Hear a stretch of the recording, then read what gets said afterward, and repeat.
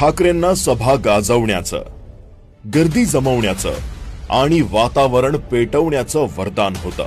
अजूनही आहे राज ठाकरेंकडे. पण ही पहा उद्धव ठाकरेंची सभा. गर्दी तर सोडाच, पण जी 4-2 माणसं आली होती सभेला त्यांनीही काढता पाय घेतला. करतील तरी काय ते लोक?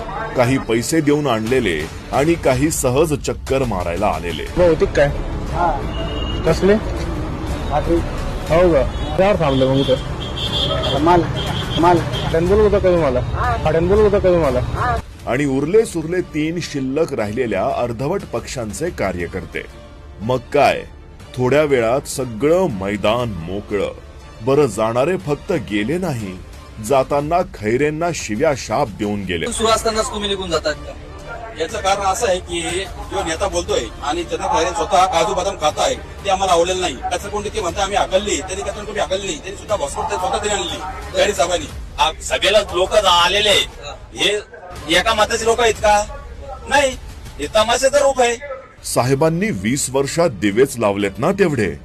खैरे साहेब परेशान झालेत म्हणे हे सगळं पाहून. घ्या, लागला निकाल. विजयी होणार, निवडून येणार, होऊ द्या किती भी काय. आता विजयी होणार, निवडून येणार, होऊ द्या किती भी काय.